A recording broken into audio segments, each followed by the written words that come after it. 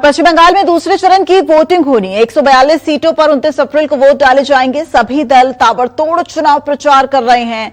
TMC सांसद कीर्ति आजाद भी जनता का वोट टीएमसी के पक्ष में करने की पूरी कोशिश कर रहे हैं।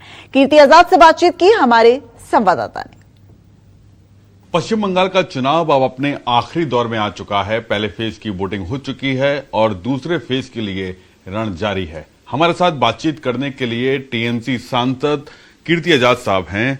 सर, पहला फेज का चुनाव हो गया, क्या लगता है जनता की जो बॉल है किस तरह स्विंग कर रही है?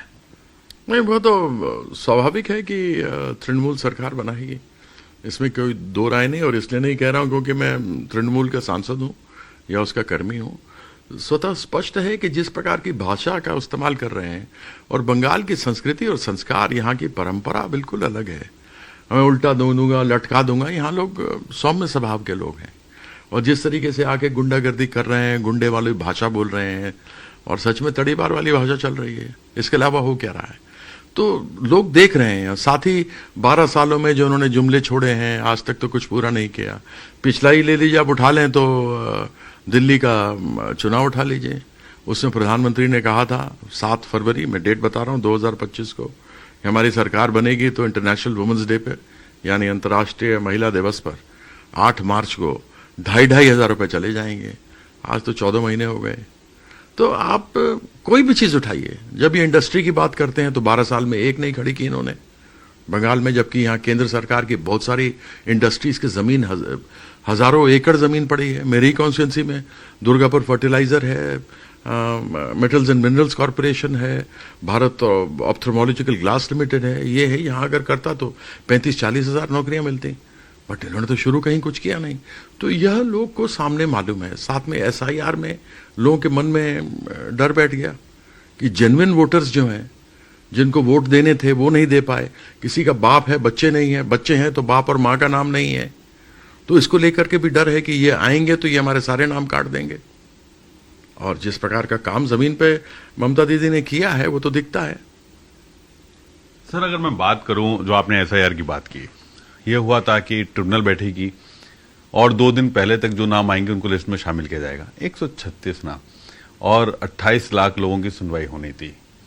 क्या लगता है बहुत प्रोसेस स्लो हो गया? और अब दूसरे फेज का है, 27 तारीख को उम्मीद की जा रही है कुछ और लिस्ट आएगी। कितना नाम आएंगे? देखिए, जो फर्स्ट फेज में थे, जो मारे गए सो तो मारे गए। जबकि ये कहा संविधान में सबको अपना वोट देने का अधिकार है, आप मताधिकार का उपयोग करेंगे, यह आपका संवैधानिक अधिकार है।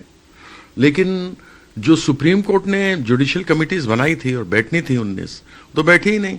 सुप्रीम कोर्ट के आदेशों का उल्लंघन किया इन लोगों ने। जहां बैठ करके इन्होंने कहा कि हमें जो ऑनलाइन मिली हमने वही की। अब मुझे एक चीज बताइए, गांव में रहने वाला बेचारा जो पढ़ा लिखा नहीं हो, जिसके पास मोबाइल फोन नहीं है, जो 300, 400, 500 रुपए भी डेली मजदूरी करता है, जिसके पैसे भी केंद्र सरकार ने नहीं दिए, बंगाल सरकार ने दिए, वो लोग कहां से ऑनलाइन करेंगे? वह तो लोगों ने जाकर के वहां कागज अपने भरे रखे, जिसको देखा ही नहीं। तो ये तो सुप्रीम कोर्ट को भी सोचना चाहिए ना। और फिर उसमें से जस्टिस, ऑनरेबल जस्टिस बागची बोलते हैं कि इस बार नहीं दिया तो अगली बार दे दो। अरे भाई, ये कोई किसी से पैसे का लिया हुआ उधार तोड़ना है कि आज नहीं दे सकता हूं भाई साहब, कल दे दूंगा, कल नहीं दे पाऊंगा, परसों दूंगा, 1 महीने बाद दूंगा। ये तो मताधिकार है, 5 साल में एक बार आता है। तो ये अधिकार तो नहीं दिया ना।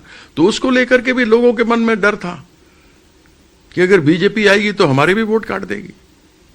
और ये हिंदू मुसलमान, भारत पाकिस्तान, घुसपैठिया और बांग्लादेश छोड़ करके इनसे पूछो और कोई बात करें। शिक्षा पे की इन्होंने बात, रोजगार पे की, महंगाई पे की, जो खतरा मंडरा रहा है खाड़ी के देशों में, उसको लेकर के पेट्रोल डीजल की बात की नहीं की। एक भी घुसपैठिया इनको मिल गया होता ना, जो ये 90 लाख निकाले इन्होंने, जिसमें 60 लाख हिंदू हैं, 30 लाख मुसलमान हैं, एक भी घुसपैठिया हो मिल गया होता ना, तो ये तड़ीपार है ना अमित शाह, ये माथे पे लेके घूम रहा होता।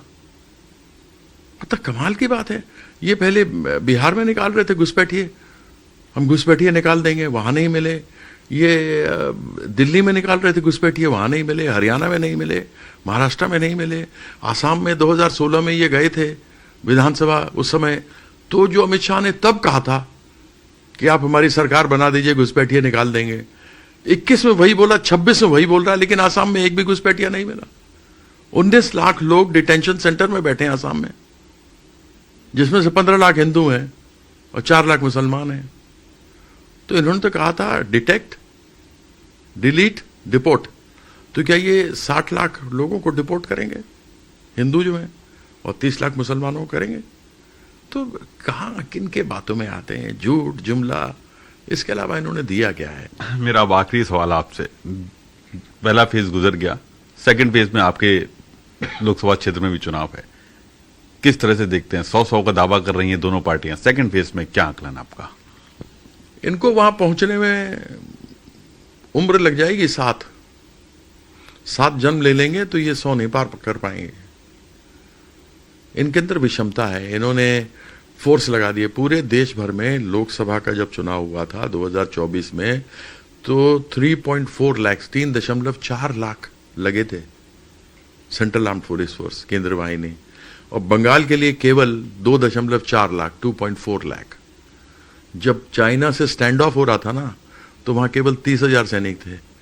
ये बॉर्डर पर तो ये मियाऊं मियाऊं करके डर जाते हैं, कहीं कहीं कहीं कहीं करके भाग जाते हैं, और जब यहां पर दिखाने के लिए छाती फुला के आ जाते हैं। ट्रम्प के सामने मियाऊं मियाऊं करते हैं, यस सर, ईरान से तेल नहीं लेंगे सर, रशिया से तेल नहीं लेंगे सर, आप जैसा बोलेंगे सर, 50,000 टैरिफ छोड़ दीजिए सर, हाथ जोड़ेंगे, 18% कर दिए तो माला पहन रहे हैं। जबकि इनके आने से पहले मोदी जी के 3% की टैरिफ थे सिर्फ अमेरिका पे। तो इनके बारे में क्या कहेंगे आप? तो इनके सब कोई जानते हैं ये किस प्रकार के लोग हैं। बैठे 2021 की बात करेंगे तो बीजेपी ने गेन तो किया था, 40% के वोट शेयर के आसपास पहुंच गया। हाँ, क्यों? तो इस जो रफ्तार है 2016 2021 की, तो 2026 में वो रफ्तार थमेगी या बढ़ेगी? मतलब क्या लग रहा है? नहीं, क्यों बढ़ी थी? लोग तो समझ गए ना 2021 में कैसे बने ये 77। ये तो 200 पार तब भी कर रहे थे, 77 बने कैसे? 2011 में तो बीजेपी कहीं नहीं थी, कोई दंगे नहीं हुए, चुनाव हो गया। 2016 में फिर ममता बनर्जी की सरकार बनी, तो उसमें कोई दंगे नहीं हुए। 2021 में उन्होंने दंगे कराने शुरू किए चुनाव से पहले, लोगों के अंदर भ्रांति फैला दी। यहां पर जितनी ज्यादा छुट्टियां हिंदुओं के लिए होती तो सबों के लिए, लेकिन जितनी ज्यादा हिंदू धर्म के लोगों के लिए होती है उतनी देश भर में कहीं नहीं होती। यहां तो छठ की 2 पूजाएं मिलती हैं। तो इन्होंने कहा कैसे किया जाए। अब आपको फिर वही मैंने कहा कि इनसे हिंदू मुसलमान हटा दो तो ये बेचारे कुछ ना कर पाए, और मुसलमान अगर इस देश में खत्म हो जाए तो बीजेपी खत्म हो जाए। किस चीज पर बोलेंगे, क्या बोलेंगे? क्योंकि और कुछ तो बोलने के लिए इनके पास है नहीं। नहीं, बात नहीं, आपने प्रश्न पूछा, सवाल, उस सवाल का जवाब पूरा मुझे देने दीजिए। इन्होंने दंगे कराने शुरू कर दिए।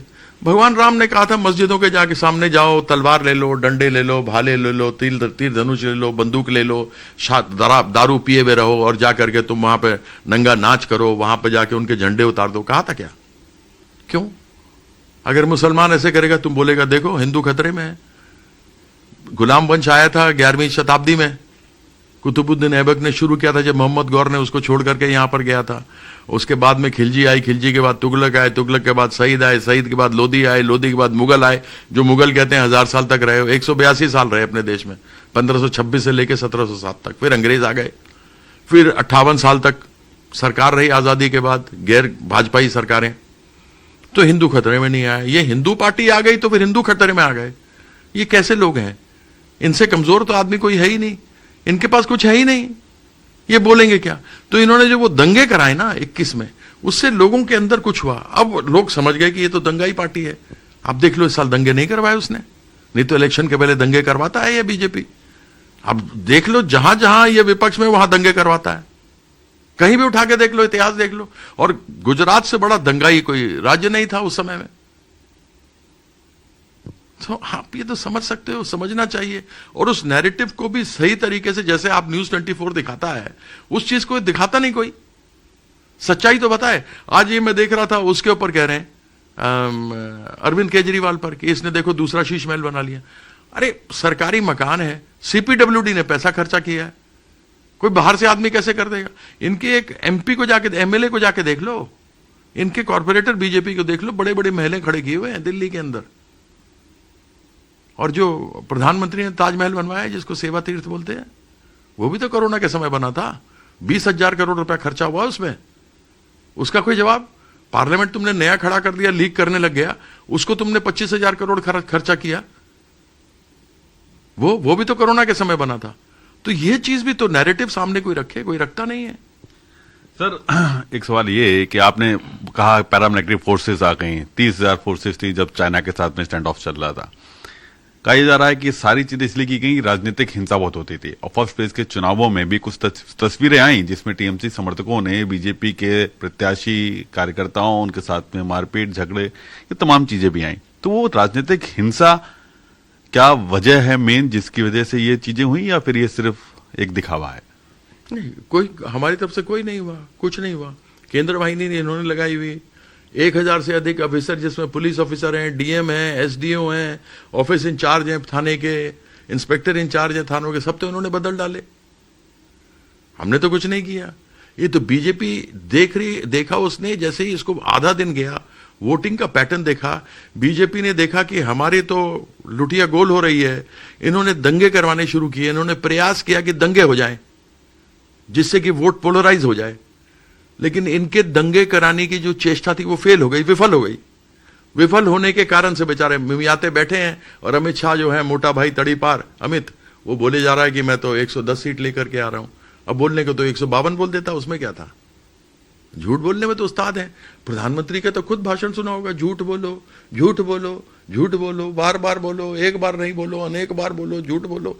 तो इनका काम ही झूठ बोलना है। शुरू से लेके आज तक जुमले मारे हैं इन्होंने। तो ये तो भारतीय जुमला पार्टी है, भारतीय झूठा पार्टी है, भारतीय जासा पार्टी है। चलिए बहुत बहुत शुक्रिया। हम तो बातचीत करने के लिए खुल के बात कर रहे हैं कीर्ति आजाद साहब, जिनका कहना है कि जैसे जैसे चुनाव बढ़ रहा है और वोटिंग परसेंटेज लगभग वैसे ही रहेगा, जीत टीएमसी की लेकिन टक्कर बीजेपी के साथ में ही है। कैमरा पर्सन अखिलेश सिंह के साथ प्रशांत गुप्ता, कोलकाता, न्यूज़ 24।